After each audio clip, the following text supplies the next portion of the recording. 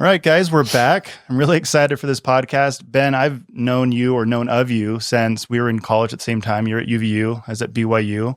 We've both, I don't know if you know this, got into real estate almost the same time.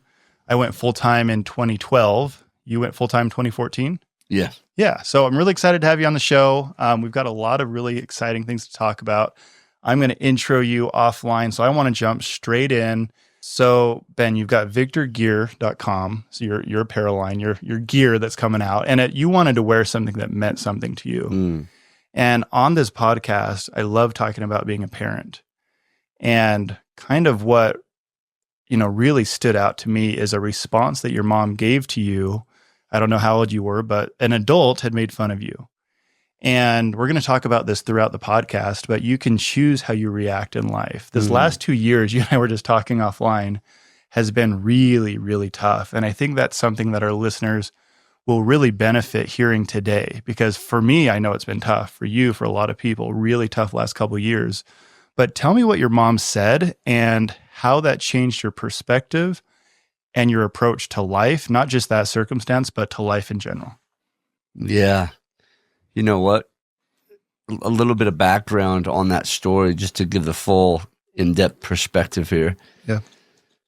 I was young, went to the store, picked up some chocolate, was checking out at the local grocery store. And as I was checking out, this adult with his two younger kids looked at me and grabbed him and said, "Hey, look at this kid. Look how funny his face looks." Because I was born with Crouzons syndrome. Yeah. I've had numerous reconstructive facial surgeries. Yeah. And it was hard for me because it's something I couldn't change. Yeah. And I remember thinking that moment, if I could just click my shoes twice like Dorothy and choose out of this situation, I would. Yeah. That's so hard. It's so hard, especially when an adult comes after you. Yeah, that's terrible. And you can't do anything. I couldn't run outside with keys. I couldn't drive. I just sat there numb. Mm-hmm. And in my documentary that will be coming out, I was so lucky to have a kid, 5 years old. His name's Colton in real life, who has Crouzons syndrome. And it was so difficult for me to reenact this with him because I remember the pain. Yeah. And he was able to be a part of the situation, not really knowing what he was a part of. Mm-hmm. But as we reenacted this and just marinated in this moment, I'll never forget just sitting there hating me. And then having such a transformational situation after and an experience after that would change the rest of my life. Yeah. And it was going home, breaking in the door and slamming the bathroom door off my dad's office and having my mom break in, luckily in time before I decided to physically figure out a way to take my face off. Wow. And she came in and she just melted on me and just held me. And in my life, my mom was a cuddler, not a coddler. There's two big differences there. Nice. A coddler being that she would have told me not to go outside ever again and cover my face up. Yeah. To keep away from pain, right? Protect you from pain and discomfort. 100%. Terrible parenting style. Yeah. Yeah. Instead, she picked me up, got me off my butt, wiped away my tears and her own tears as we cried together. Mm-hmm. And she said, "Ben, stand in front of the mirror." I could barely see anything. I was too short, right? Mm-hmm. And in my prepubescent voice. How old were you? Sorry? Oh, man, elementary. Okay. Like 6, 7 years old, right? And I'll never forget, my mom having me look in the mirror and say, "Ben, listen, you're different, so let's make a freaking difference. You're going to get attention that comes your way, so you might as well take the attention and just shine." Love it. Like a victor, not a victim. And so I created a clothing brand called victorgear.com. Mm-hmm. It's on my hat. There's a crown and it has 6 points, and every point means something. Every point's a principle in how I live my life, and it's faith. And if you have a deity, great. Then gain that faith and that communication and that relationship with them. If you don't, that's fine too. Gain it within yourself. Yeah. Family, fitness, mental, physical fitness, finance, fun and fulfillment. I set my life up in those categories. And then when I speak around the country. When I speak on 6 leadership points.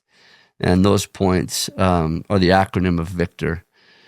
And so I believe in life we have the opportunity to be our own leader. I believe in life we have the opportunity to step up and stand out when we don't feel like we want to. So that moment right then and there in that bathroom transformed me to allow me to make a decision, even in the darkest of times, of how I was going to react. I love that, man. That story really stuck out to me. And there's a lot to take away there. And I'm glad you brought up the 6 things we wanted to talk about later today, but really want to kind of stick on this subject a minute because of a lot of reasons. But you can choose how you react in life. And I had a mentor recently. We had a partner steal money from us and embezzle, and it put us in a really bad situation. We've fixed the deal since then. Our investors are going to be okay, but it was a dark year this year. And it's hard to face challenges that are someone else's fault. You know, so when someone's wronged you, and it's easy to really get down. And my mentor, Rand, I gave him a call, and he's invested a lot of money with us, and he's also independently wealthy. He's taken multiple companies public, and he just said, Sam, he's like, and he made me feel pretty small. He goes, I had a company, basically steal $11 million from me. They got creative and they actually took one of my companies back from me, and I lost $11 million, and it was a really bad situation. And he called his dad, who was a successful entrepreneur, and his dad said, well, you can choose how to figure out how to make this your biggest failure or your biggest success. Why don't you go figure out how to make this your biggest success? And when Rand said that to me, and I was like, how is getting stolen from and getting to the brink of foreclosure with the bank, how can I make that my biggest success? And when you're in it, it's really hard to see that. When you're in it, when you're getting made fun of by an adult, by just something so terrible, it's really hard to change perspective. And a lot of the times we need someone in our life to help us step back. And so if it's your parent, that's amazing. That's an amazing thing that she did for you. And tell me how, is there a couple circumstances or ways throughout your life that you've been able to use that again, where you're faced with a challenge, when you can remember, hey, I can be a victor here, or me and my business partner joke about it. You can be a little bitch, and you can whine. Totally. I like the way you say it a little bit more. You can choose to be a victim or a victor. Totally. So tell us a little bit more about that and how that affected your career, because you've had a lot of huge success. Yeah. You know what? Going back to what you just said, to piggyback on it, my dad told me the first time I got in a lawsuit, and even though I won, I lost almost $40,000, and I won. Yeah. That's horrible. Yeah. And he said, Jeez. Ben, that could be, depending on how you react, it could be the cheapest education you ever pay. Yeah. But the best. And I thought of that, and it changed the way I did my contracts. It changed the way I did for the things which saved me I don't know how many more times. Yeah. Right? Yeah.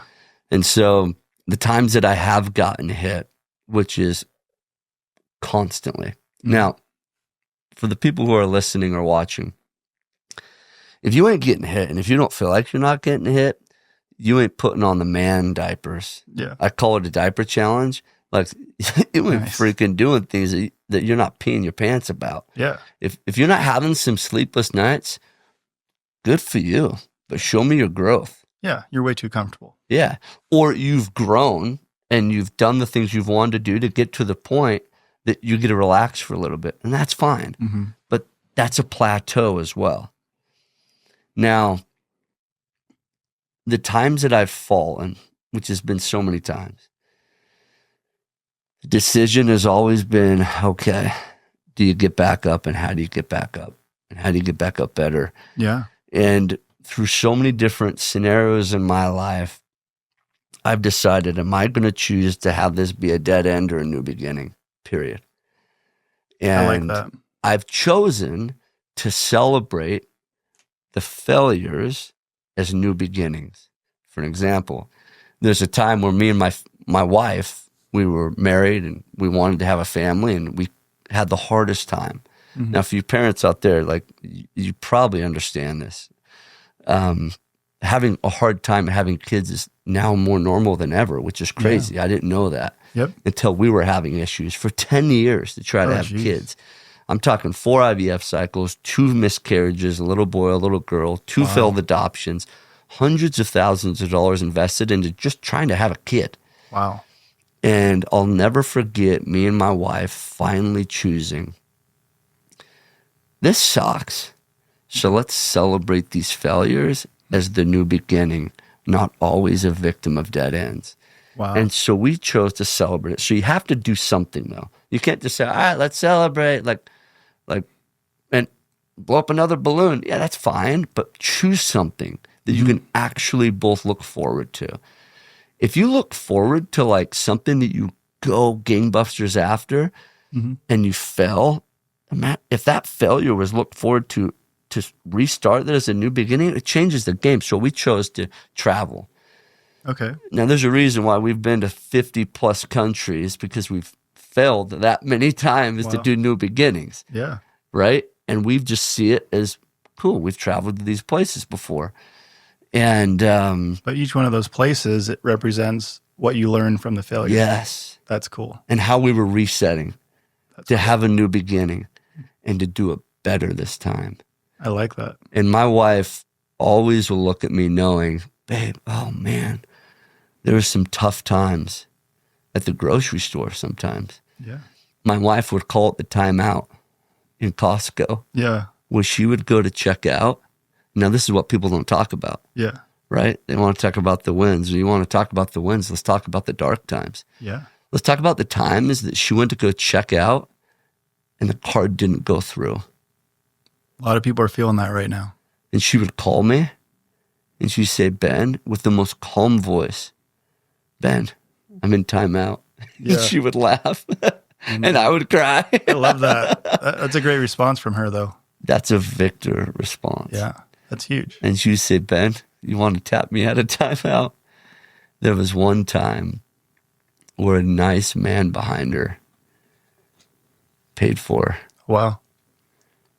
And he was about my age, and I think he knew kind of what was going on. Yeah, that's awesome. And I just had to transfer some money into that account. We were low. Luckily, we had enough to get her out of timeout in time enough for her to pay him back. Oh, wow.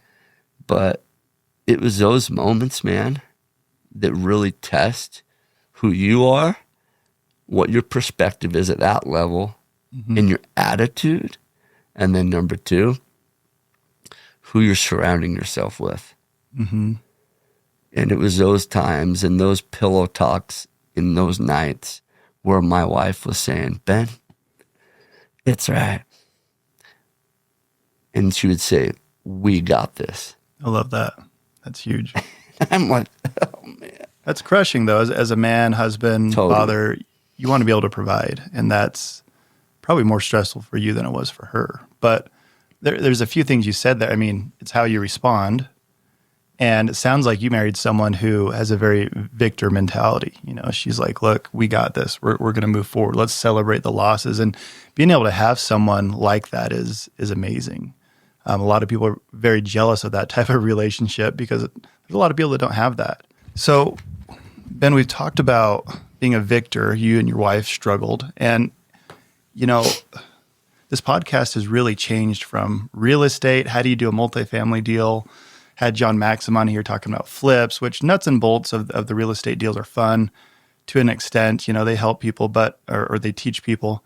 But talking about losses, that's what I said at the beginning when we were talking offline, is that's what my listeners, and that's why I changed what I started talking about on these podcasts. That's what the listeners really appreciated.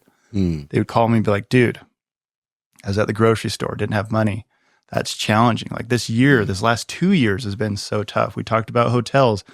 I bought a hotel December 2019. We were just getting into operations when the COVID shutdown started.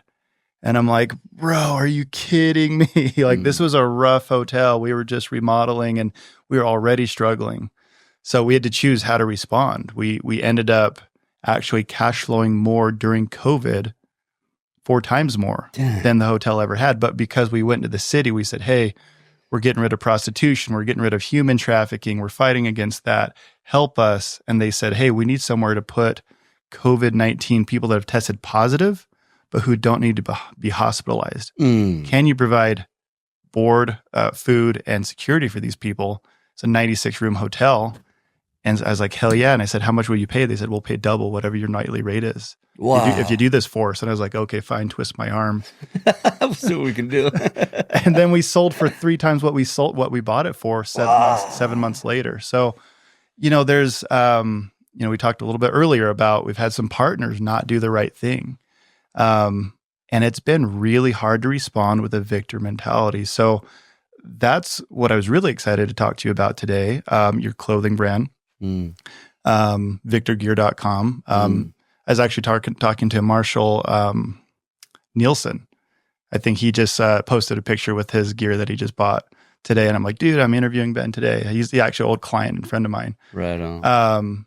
But wearing something that means something and that reminds you, like Jimmy Rex just sent probably all of us that the sweatshirt, the We Are the They. I think as you go through life, or a lot of people, maybe not everyone, they want to be reminded of something good, something positive. I can go to Lululemon and buy some really nice clothing. Your clothing's comparable, almost the same stuff, really nice, I've heard. Or you can have it mean something and you can stand for something. Totally. And as a parent, I want to do what your mom did for you and your dad did for you, teach my kids. And so that's the kind of stuff I wear.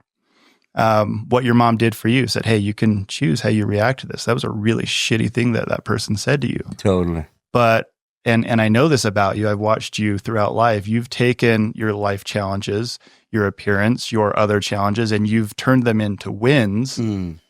And that's huge. That's like, if I could just instill that into my kids somehow, that like as a dad, that's all I want is go win in life and somehow figure out how to be positive. Be positive people that can move through challenging situations no matter what.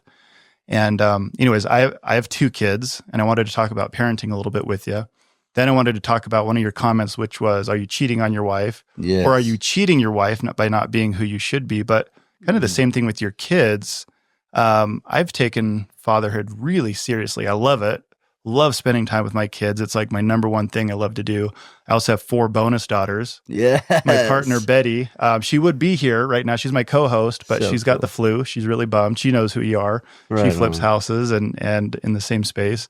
But so I've got 6. We're literally the Brady Bunch now. So cool. And, every day I'm like, okay, we're doing affirmations on the way to school. And Betty's kids were like, when they moved in with us, and they're like, what are we doing? My kids are like, I'm beautiful. I'm one of the smartest kids in my class. We're driving to school, and these other girls in the car are like, why are we doing this? Yeah. And I tell them they're beautiful every day. Like, they're not my kids, but I want them to believe that and be positive. And there's things that I do as a parent that I hope someday they use that like you've used what your parents have done for you. So tell me about your approach to parenting and kind of the few things that you're trying to do as well. Yeah. It's so internal for me. And this is why. I gained kids incredibly fast because my story of parenting is we ended up adopting 3 kids incredibly fast within 15 months. No, excuse me. Within 13 months, I said 15 because I got the call of my first boy, and 15 hours later, I was a dad. Wow. Literally. How old was he? Born. We all got him at birth, right? It. And so I show up, and there's my boy, Liam. I'm like, what? I have a Liam. That's awesome. You have a Liam? Yeah. Oh, my gosh. That's awesome. Do you know what the name means? Well, his is short for William. Yes. Can I tell you a story real quick? I'll make it short. My Liam's William Clayton Newell the 9th. So it's a family name. That's powerful. Yeah. Are you the 8th? I'm not. So I'm Samuel. So it skipped my generation. Right. I don't know why they named me Samuel, but it skipped my generation. Cool. Yeah. So my dad's name's William, but he goes by his middle name, Scott. Okay. So some people, but anyways, long story short, when you go into these hard times and actually take the leap of where you want to feel like a victim, but you're like, let's go. Just like Indiana Jones in the movie when he's walking across to go get the goblet, right? Mm-hmm. But he has this big ledge and there's nothing, but he takes the step and all of a sudden, boom, he hits ground because a little bridge came out, right? Yeah. There's moments in time that we feel that way. In the darkness of economies, right? When we're having the hardest times, do we take the step forward? I'm going to tell you, in one of the most darkest of times, just because you said, Liam, I took the step forward to actually go pick up the boy, wondering, what am I doing on the plane? Yeah. Like, it was crazy. 15 hours ago, I had the opportunity to say yay or nay. With money, I wondered if I could go away with. Mm-hmm. And I'm like, oh my gosh. Long story short, we go out there and they said, hey, you gotta, the birth mom is going to sign documents tomorrow. And so you got to pick the boy's name. And we're like, oh my gosh. I have all these girls' names because we had these miscarriages of girls, right? Yeah. And failed adoptions, I should say, of 2 girls. And so I go home to the apartment and I go to write 3 names down. None of them were Liam, by the way. Mm-hmm. I wake up in the middle of the night and the name Liam comes to me. And we show up to the hospital, go in with the adoption mom and the attorney there. She had signed the document. She said, I hope you don't mind. I chose a name that meant protective warrior. Oh, wow. I said, that is a freaking cool name. That's awesome. Like, this dude must have chest hair on. His chest already. It's at birth, That's right? awesome. Yeah. And she says, I hope you don't mind, but I chose the name Liam. No way. On the way to the hospital, I had told my wife everything that happened the night before. Yeah. And how I woke up and couldn't get back to sleep. She said that means something. Yeah. So the point is this. By the way, that's a powerful name, Liam, That's protective warrior. Yeah. The point is this. We're in a tough economy right now. Mm-hmm. We have tough times. I know friends having literally close to being bankrupt, close to divorce, close to so many hard things. Right. And the question is, when we hear something tell us to move forward and take a step like I heard, Mm-hmm. then get on the freaking plane. I know you don't know having this be your first child and having it be an adoption if you're even going to connect with this child. Yeah. He's not your blood. For the longest time, I didn't want to adopt. I wanted my own kid. Right. Until I got rid of my arrogance, Mm-hmm. knowing that Christ, Jesus, was adopted by his earth father, Joseph. Yeah. And if he was, I could do it too. It is the biggest blessing because as I took Liam in my arms, understanding that I took the step forward, just like Indiana Jones did to go get the goblet, it actually worked out and happened with a little bit of step of faith. How that has affected me in my life is this. Like, when I choose to get up and know that the future is potentially even brighter than the past, the most beautiful past I've ever had, that's great. And also knowing this, and people don't talk about this enough, we're just freaking blessed. Yeah. You and I both know, having multifamily units all over the country, Mm-hmm. you've probably dealt with Section 8. Yep. You've probably dealt with these housing. I literally just had a lady call me right before I walked in here, wanting to place some people with supporting finance to help them get in. Let's talk about worst case scenario, which I love to talk about first and foremost. When I'm doing a deal with a guy, I'm like, dude, if I die, this is what needs to happen. If bankruptcy happens, this is what needs to happen. Yeah. When everyone has success, that's easy. Right. But when everything hits like the fan, now what do you do? Yeah. So let's talk about that. How do we get into this victim mindset and go with the victor mentality? Well, let's understand what's worst case scenario. Let's say you and I in this market lose everything. Mm-hmm. What happens? Well, in my case scenario, I probably go and live with my parents, who right now, Sam, they have a bigger house than me. That's not a worst case scenario, right? Yeah. That's not a bad deal, right? That's not a bad deal. Secondly, even worse than that, we go to government type housing and we get food stamps.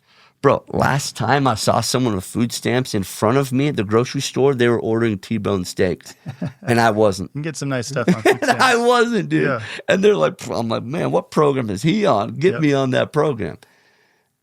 If that's worst case scenario, bro, we can handle that. Yeah, and you can still get out and work. Yes. There's a lot of blessings that we take for granted.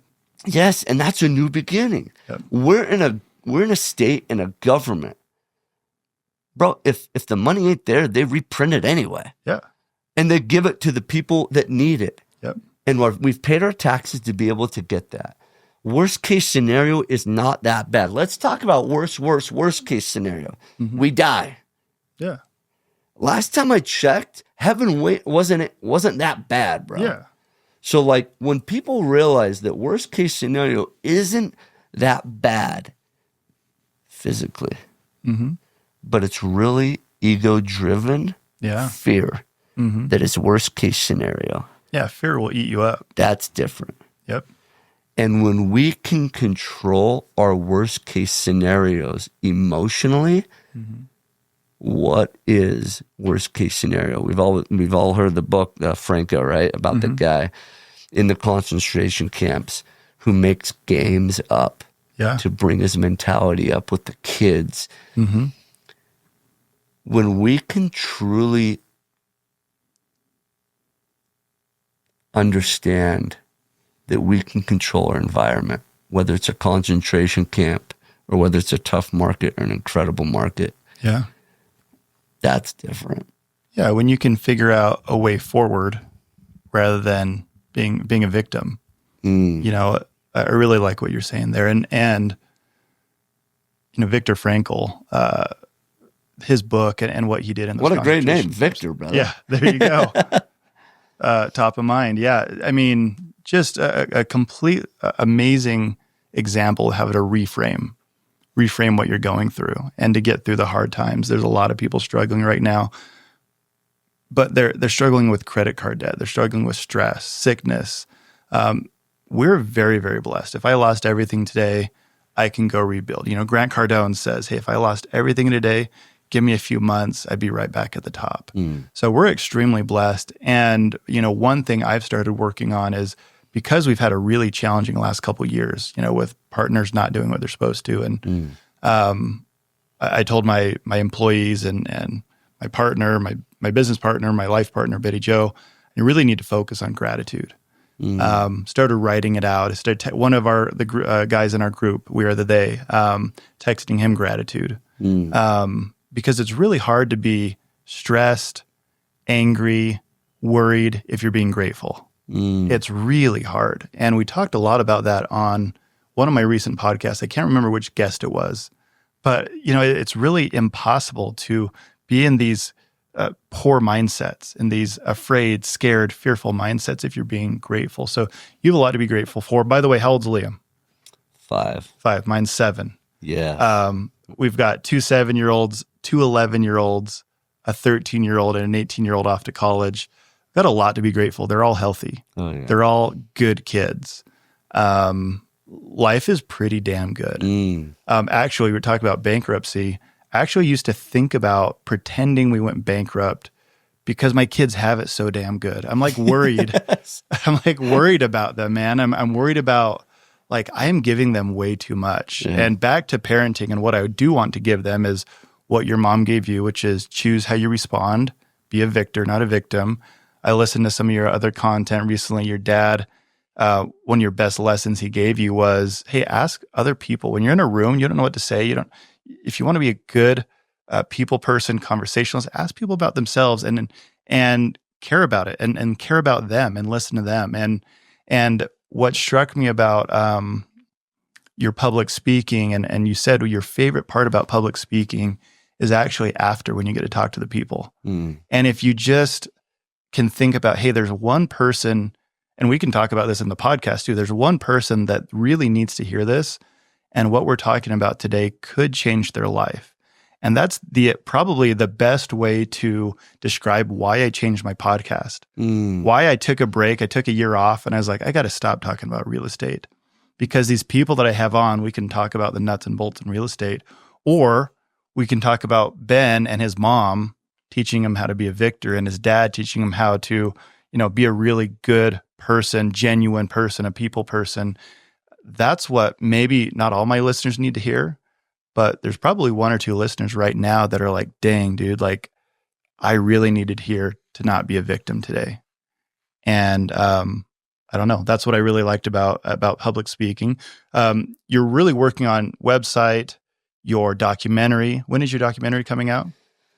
We're almost done. I have a final viewing this Saturday. Awesome. With TC and Tana Christensen. They're so good to work with. Awesome. And we've already submitted to film festivals. Okay. So to answer your question, I think it will be about second or third quarter of 2025. Okay. After we go through the film festivals, which will be a huge marketing piece for us. That's awesome. And then if it doesn't get bought up there, then we'll do a theatrical release, meaning put them in regional theaters and go from there. That's awesome, man. You're working on that, which again, if there's just one or two people, I'm sure there'll be a lot more that benefit, their life is changed by your documentary, by the website you're building, by the public speaking career that you're building. That's what really matters. But again, I want to take it back to personal life. We talked about, are you cheating your wife? Are you cheating your partner? And I think about that a lot with my business partners. Like, I need to be better. Am I just coasting? How can I be better with my business partners? With my partner, Betty Jo, we've both been divorced. We both had a lot to learn in relationships and parenting. Am I cheating her by not? Absolutely. If you're not growing, if you're not becoming a better person, you're cheating yourself, your kids, your wife. But tell me what you meant when you kind of talked about that on I think it was social media. You were saying, are you cheating your wife? 100%. I've been in some circles where people have been open and honest. I'm sure you have too, where they are just taught to be vulnerable, which is such a beautiful thing. Mm-hmm. And I was in the presence of a couple gentlemen who said that they cheated on their wife. Wow. And I'm like, dang, if that's not such a deep, painful thing, because there was a physical cheating there with another person, right? Outside of their marriage or relationship. And I went as quick as I could to a non-judgmental state, trying to think internally on, well, if I haven't done that, what have I done to cheat my wife? Yeah. To cheat on my wife? And we all have, which is scary to think. Yeah. There's so many people, just to give a very outwardly example, because it's easy to see, the more scary ones are the internal cheating in the mind, in the feelings, in the intentions that you don't see, you can't smell, like drugs and alcohol or smoking, right? Right. If that wasn't something that you were both up for. Yep. When you gained your relationship. But it's like, an obvious one is like weight gain, right? Yeah. I see so many people that get married and they're two, let's say, fit or average individuals, and then one just completely lets themselves go. Yeah. Because they're busy at work or they come off a pregnancy. Lots of excuses. So many excuses. Yeah. And it tears me up. Yeah. When one decides to do it and the other one tries to stay as well as as good and healthy as they can. I drove to my brother's house the other day, and his house is in Kaysville, and me and my wife were driving, and there's a little roundabout, and I see this duplex there, and I see this yard where one side is just horrific, and the other side is just absolutely manicured, and I felt so bad for the manicured side. I've owned one of those. You've seen it. Yeah. You've seen it. Yeah. It's not much different in real estate, or in life. I'm like, man, that neighbor's freaking cheating the other side's happiness. They come out and you can't help but look at the other side. Everyone around the neighborhood, the visitors, the walkers, the passerbyers can't really enjoy the manicured side because all they focus on is this. Every day they get home from work and they have to see that. Yeah. You go to the restaurant, you go on a double date, and your spouse or you is just a complete slob. Yeah. And yet the other one is put together with mannerisms and like some, like, it's just, where are you cheating your wife? Where are you cheating your spouse? Yeah. Where are you cheating your kids? Well, and not to mention how you act and feel when you're unhealthy. I, got divorced 2020 or separated, took 2 years, got 50-50 custody of my kids. But, I had to really change who I was in my 20s. I had to learn. I had everyone's got a rough childhood. Everyone's got challenges, but I had no confidence. I was not a very happy person.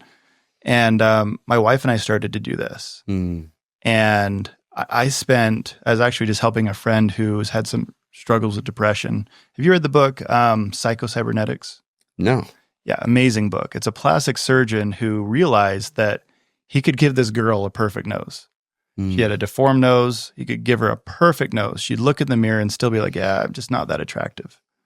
And he'd be like, no, you have a perfect face. I just gave you a perfect face. And so he talks, to paraphrase, it's an amazing book. He talks about you have to fix yourself first. Plastic surgery or having money or success will not fix you. And so I worked really hard at that in my 20s, really reframing how I thought about myself. I had a very poor self-image.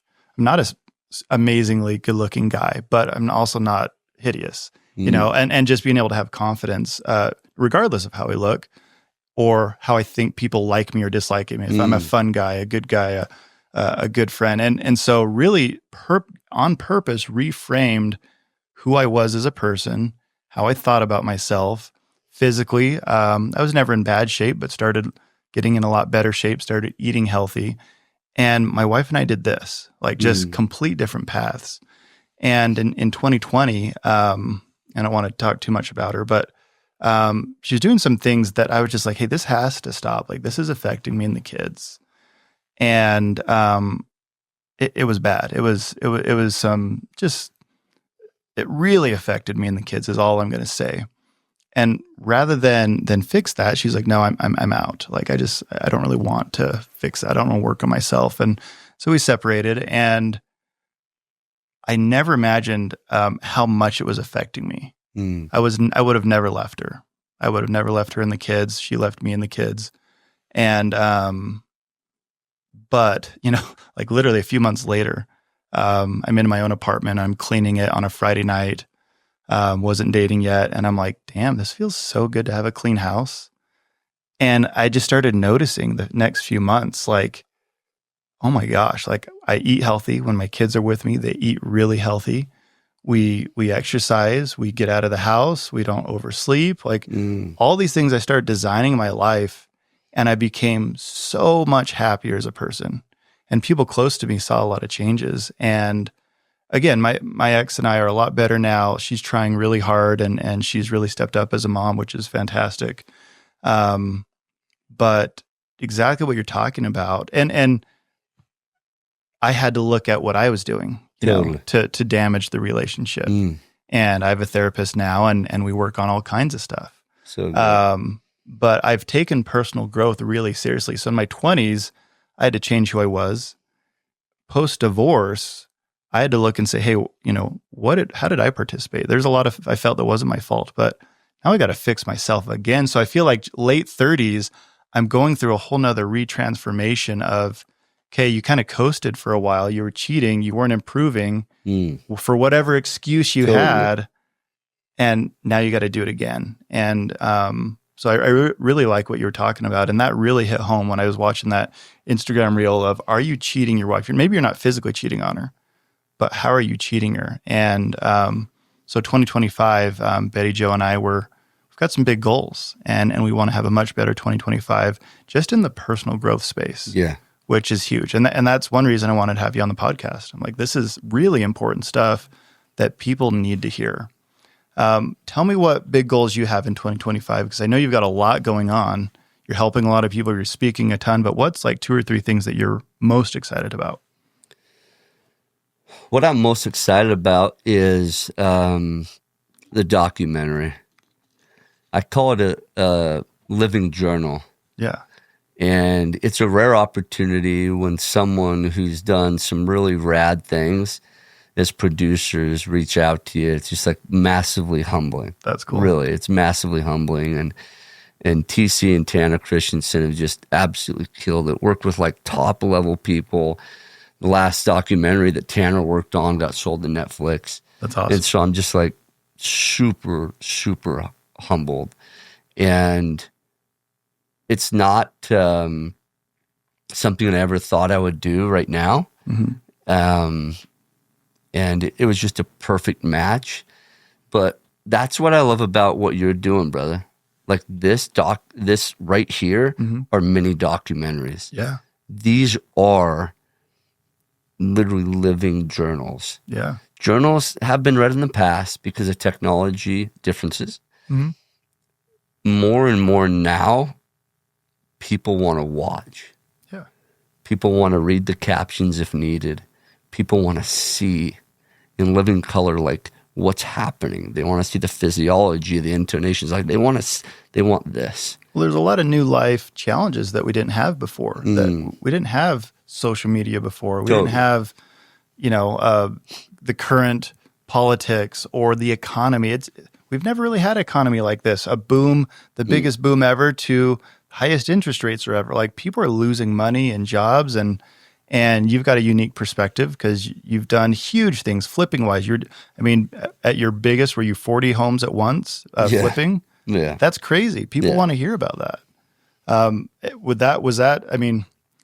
In the documentary, I'm assuming you're going to talk about 40 flips at once, going national with your flipping company, owning different properties. I'm guessing there are some pretty big challenges that you faced. A lot of people are going to benefit from. You want to talk about one or two of those? Yeah, I'll talk about it now because we don't even touch that in the documentary. Okay. I have like 90 minutes to lock in the documentary of an entire 41 years of life. Yeah. And so we don't even put that in. But yeah, I think in life, what you do is, for me, I'm a athlete that's been an athlete my entire life that's just competitive by nature, right? Mm-hmm. Mm-hmm. Which has served me really well. It's also not served me when I approach it with an ego stance. Right? We've all heard ego is not our amigo. Yep. And that rings true. I speak Spanish, so it like settles really right. But I tell you what, man, in life, you're going to see where you show up depending on your intention. Mm-hmm. Brother, I'm 41 years old. I feel like I'm a rookie. Yeah. Because I have a really good track record of 41 years. But now in my life, knowing that I have about a half a life left, I need to be very careful and intelligent about what I say yes to. Yeah. And the things that I say yes to are things that I want to know the intention to mm-hmm. as quick as possible. Yeah. Because every time I say yes, it's a default immediately of saying no to my family. Right. If it's outside my family. And I didn't realize that, bro. Mm-hmm. I was like, is that a good thing? Smells like a good thing. Looks like a good thing. Feels like a good thing. I'm in. I'm a good dude. I don't want to be a good dude. Yep. God created us to be incredibly great, mm-hmm. right? And it's been too long for me putting my light behind a bushel. It's been way too long, bro. Way too long of me trying to be somebody else, everybody else's version 2.0 of Bobby, Brandon, or Billy. It's time for me to stand up and freaking shine what God created me to shine. And that's Ben Kjar, bro. Love that. And so for the longest time, I was like, well, they're doing tons of flips around the country. They're doing tons. I can do that. It was a nightmare. Okay. Nobody can flip 40 homes at one time and have a team as small as I did. It's a lot. And it beat me up in some ways. And I learned a lot. Yeah. But I tell you what, I've learned through intelligent approach of what my intention is and where I want to be. And what I want to have. And that is I want to have freedom and I want to have impact and influence on, first and foremost, me and my family. God created me to mm-hmm. serve them. Yeah. And to pour into them. And then that's why you got to say no to more things. Yes. Sometimes the best deals are the ones you don't do. Bingo. You are so right. in the same breath, it's so important to remember this story I'm about to tell you.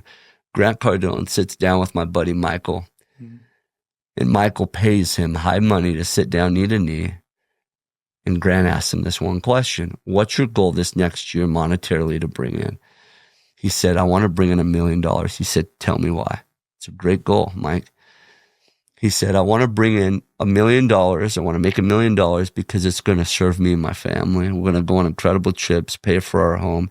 I have a car that I really want to buy and some things I want to serve my family with for education and so on and so forth. And Grant sits there and Michael finishes and he says, Michael, congrats, bro. That's huge.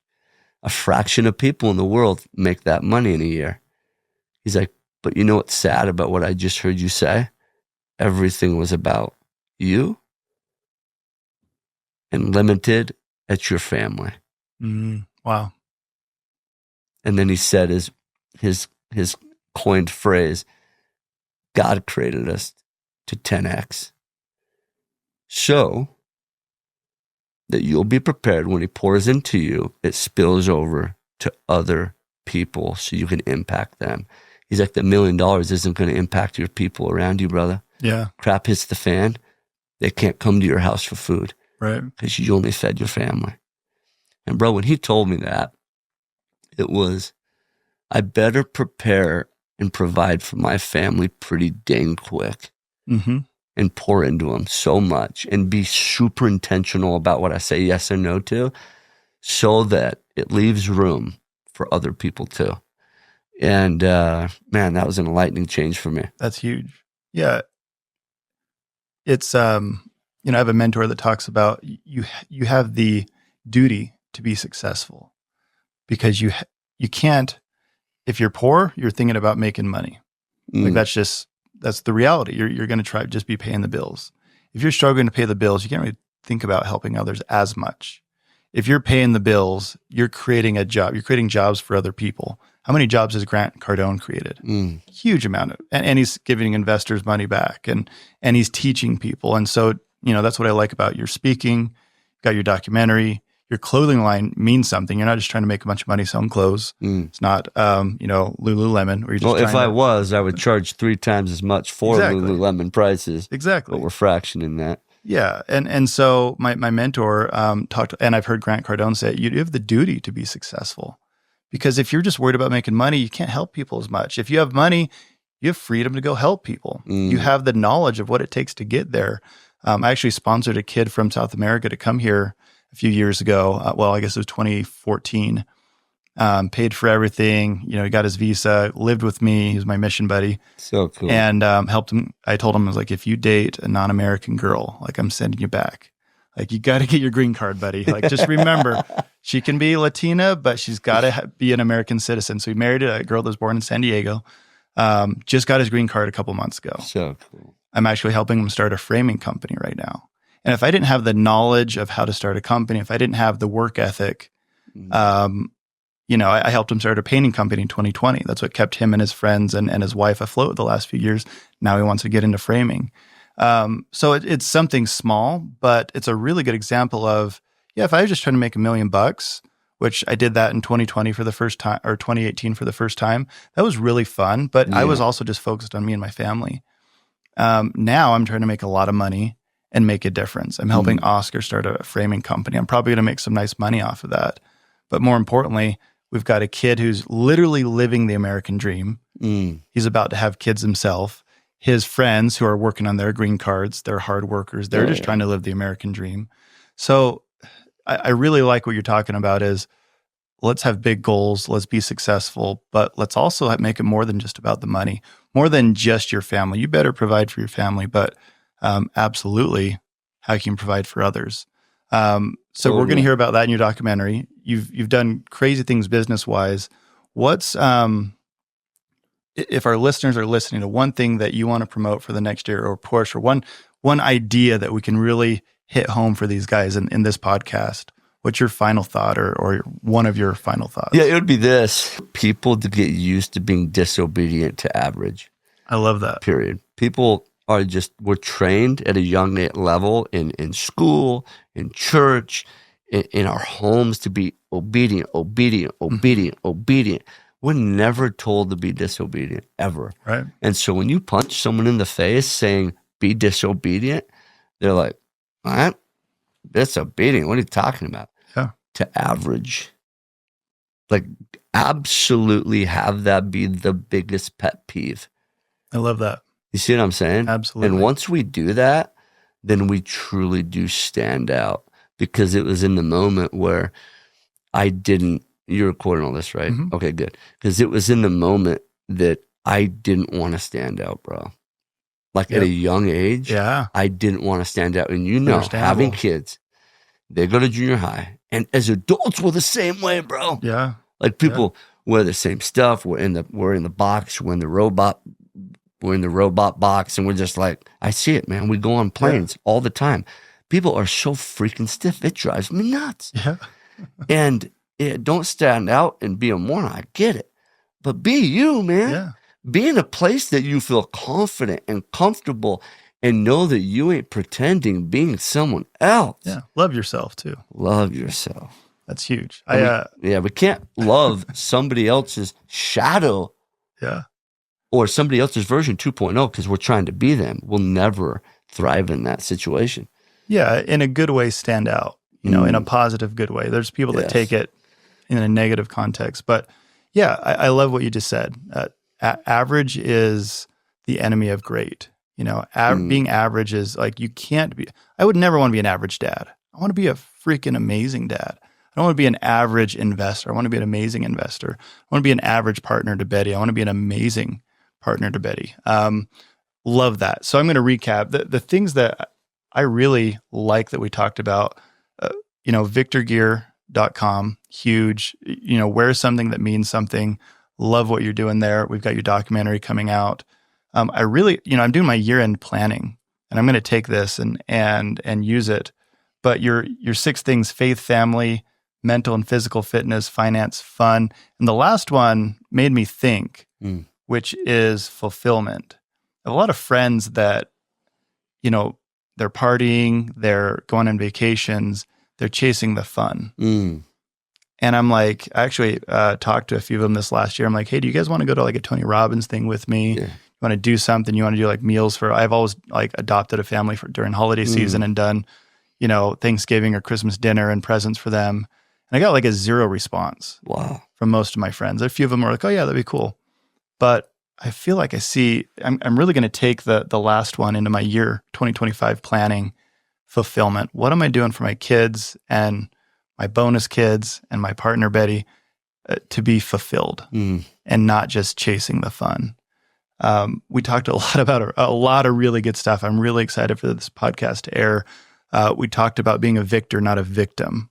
It's been a really freaking hard last couple of years for a lot of people. Had some personal stuff in my life. Really toughest year of my life, actually. And you ain't alone, bro. Yeah. Just know that, and you're speaking to one of And them. that's why I appreciate you being on it, man. I'm being on the podcast because it's been hard. Yeah, it has. Financially, but also just with family and crazy stuff. And thank goodness, I'm like, dude, how do I turn this into an amazing 2025?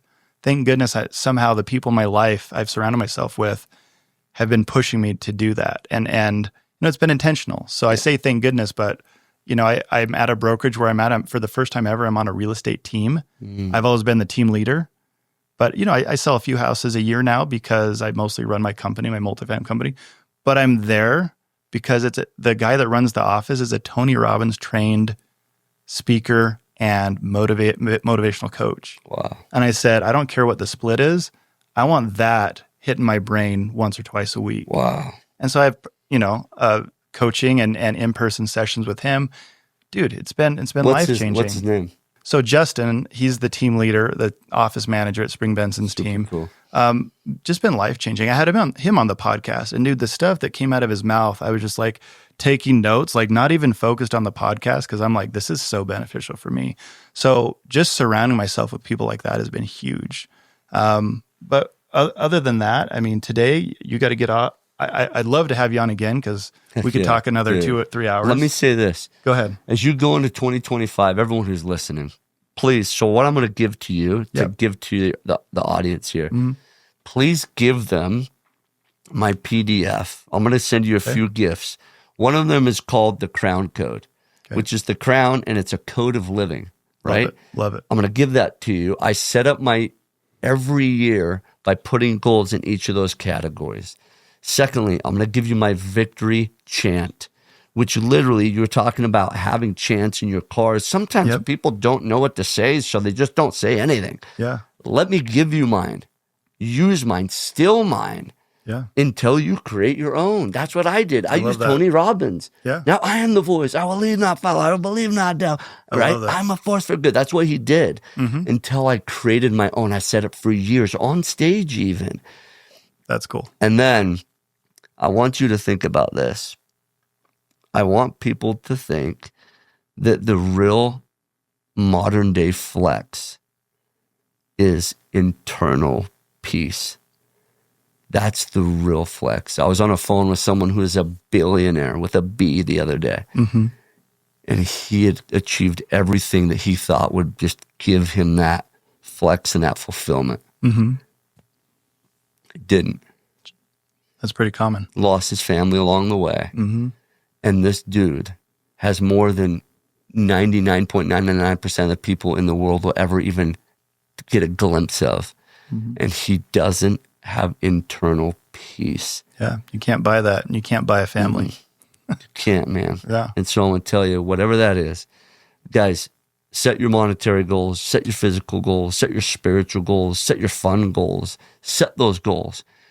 But please, please, please have that fulfillment be like one of the top priorities. I love that. Because that internal fulfillment, bro, you've been in the conferences, you've been in the restaurants, you've been in the podcast with people that monetarily, net worth probably aren't the same as maybe the last people you've been around. Yeah. But man, do they have a fulfillment, like just feeling about them. Man, do they go home to their kids and their wives and their loved ones and they give more than any other person that may have what the world looks to feel like they want. Absolutely. And that should be the search of 2025. I love that. That's huge, man. We're going to end on that. Have fulfillment. And the way you show up in life, money and success will not buy you an amazing family, will not buy you back time lost with your kids and, being an amazing husband, father, spouse, partner. Love that. We're going to end on that. Ben Kjar, thank you so much for being on the podcast. I'll give all that to my listeners. I'll actually send it out via text and email. I'll let you know when this airs. Thank you, brother. Appreciate you. Appreciate you, man. Thanks.